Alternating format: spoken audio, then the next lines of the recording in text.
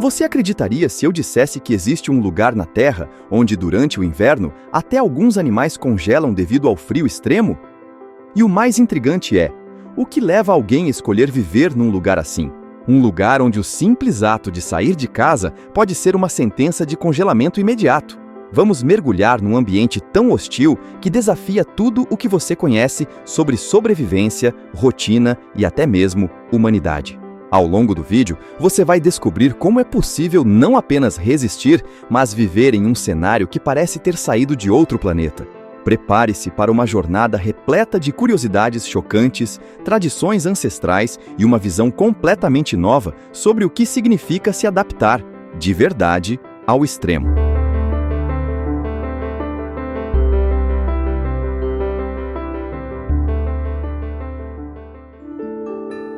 Imagine acordar e ver seu próprio hálito congelar no ar antes de tocar o chão.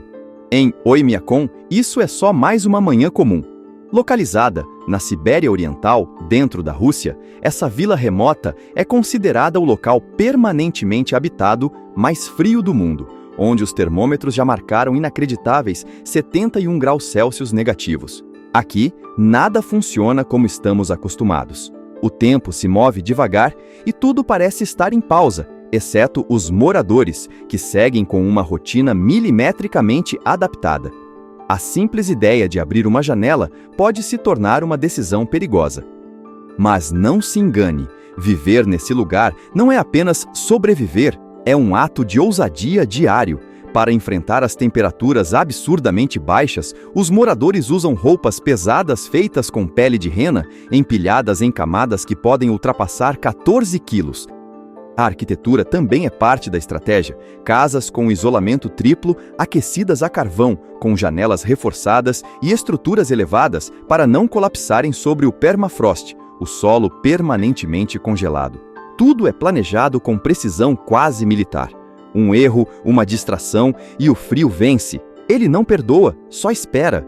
E o mais impressionante, há quem escolha viver aqui. Não por obrigação, mas por conexão ancestral, identidade cultural e uma visão de mundo em que a natureza não é inimiga, e sim parceira silenciosa. Em Oymyakon, não se trata apenas de aquecer o corpo, mas de manter acesa uma chama invisível, a da resistência humana em sua forma mais crua. E é justamente nessa luta diária que começamos a perceber os desafios que se escondem sob o gelo. Viver aqui é como participar de uma missão em outro planeta, só que sem traje espacial. Celulares apagam em segundos, canos estouram antes mesmo de existir e carros congelam tão rápido que parece mágica. Deixar o motor desligado por mais de 20 minutos pode ser o suficiente para transformá-lo num bloco inútil de metal. As casas não têm encanamento convencional, a água encanada simplesmente não existe porque o solo está sempre duro como pedra. Até as tarefas mais básicas, como lavar o rosto ou cozinhar, exigem uma engenharia doméstica improvisada. Não há espaço para distração. Os animais, por exemplo, precisam ser levados até rios com fontes subterrâneas, os únicos trechos que ainda oferecem água em estado líquido.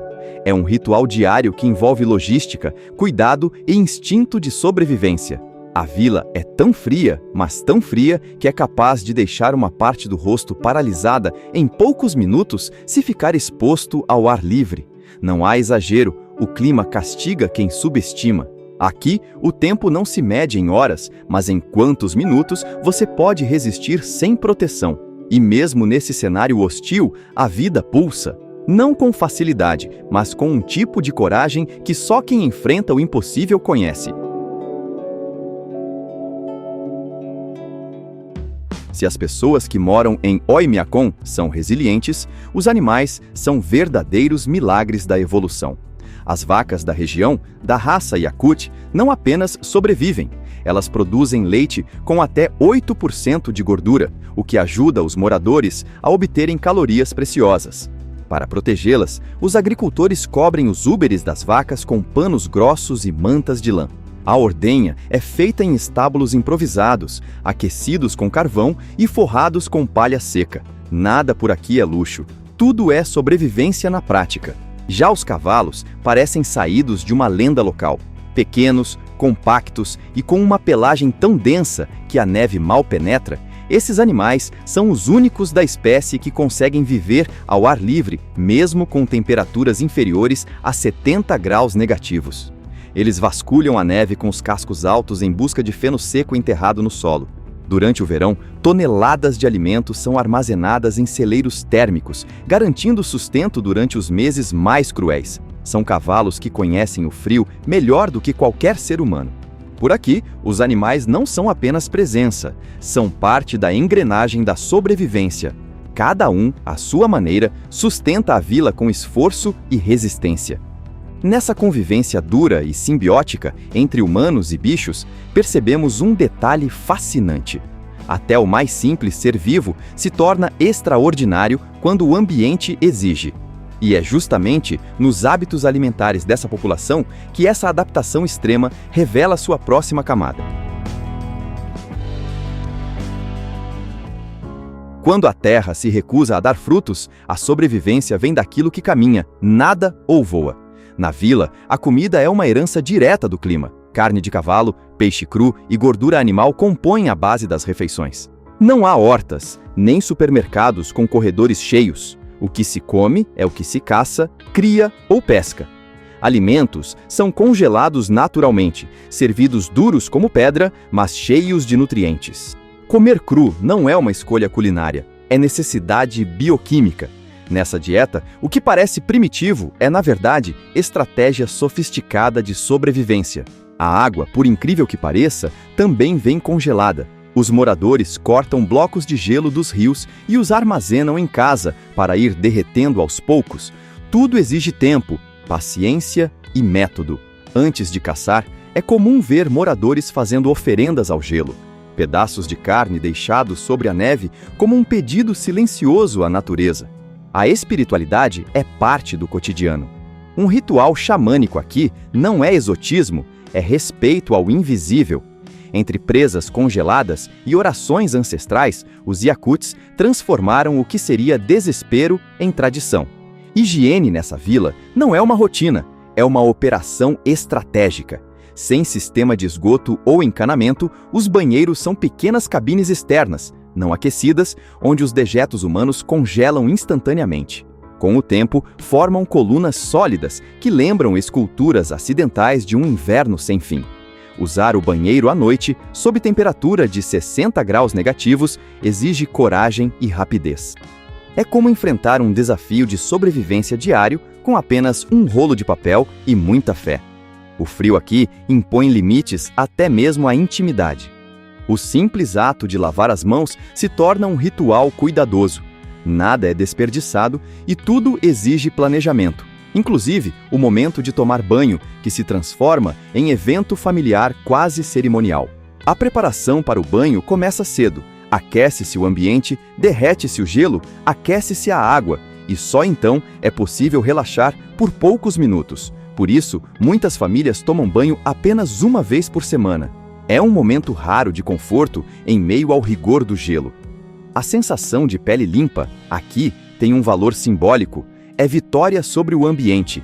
E enquanto a água quente escorre pelo corpo, é impossível não pensar nas crianças da vila, que enfrentam a mesma rotina, mas com um olhar que mistura resistência e aprendizado. Na terra onde até o tempo parece congelar, a infância segue firme, encapuzada e resiliente.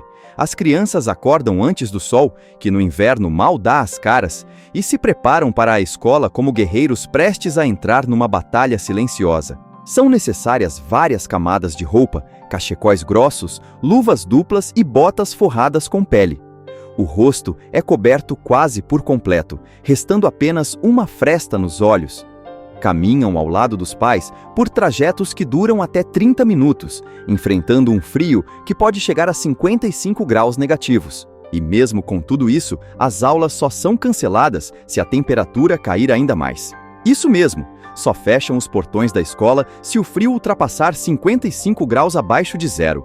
A sala de aula se transforma num refúgio temporário, aquecida, com janelas triplas e aquecedores a carvão funcionando no máximo. Lá dentro, aprendem as matérias comuns e, ao mesmo tempo, desenvolvem uma mentalidade única.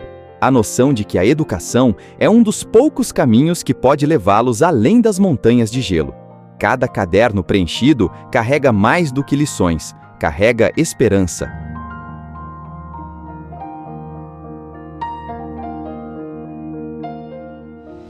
Crianças brincam na neve, escorregam em encostas congeladas e transformam o inóspito em parque de diversões. É uma resistência que vem de dentro, forjada pelo cotidiano e reforçada pelos pais, professores e ancestrais. E à medida que crescem, essas crianças aprendem que viver ali é mais do que aguentar o frio. É entender que mesmo no gelo, a vida floresce. Como prova disso, até os veículos que enfrentam esse clima brutal revelam estratégias engenhosas que dariam inveja a qualquer engenheiro. Em Oymyakon, ter um carro é como cuidar de um animal selvagem. Se você o abandona por algumas horas, ele morre. Ou melhor, congela. Motores comuns não funcionam nesse frio. O óleo lubrificante vira uma pasta espessa, o diesel congela e até o combustível precisa de aditivos especiais para não se solidificar. Pneus endurecem tanto que perdem a aderência e baterias simplesmente se recusam a funcionar.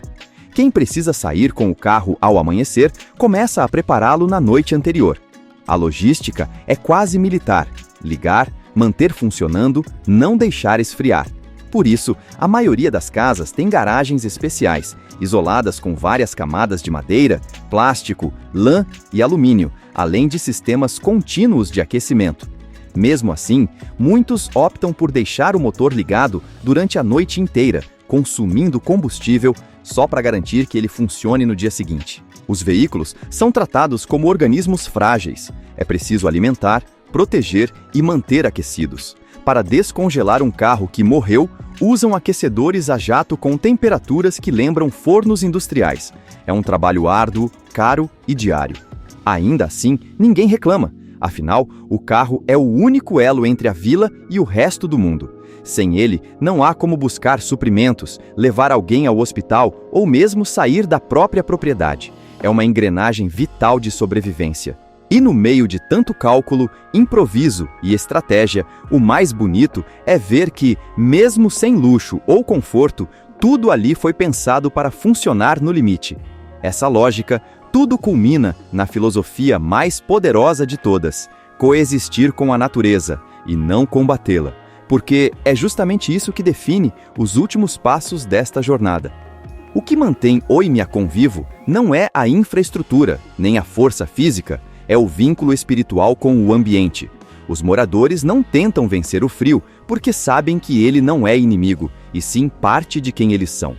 O frio extremo não transformou os habitantes em sobreviventes duros e indiferentes. Pelo contrário, criou uma comunidade unida, onde a solidariedade é lei e o tempo tem outro ritmo.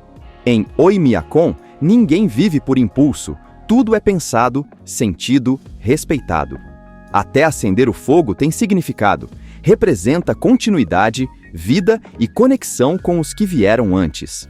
A cultura local é uma ponte entre gerações que aprenderam, a duras penas, que estar vivo aqui não é questão de força bruta, mas de harmonia.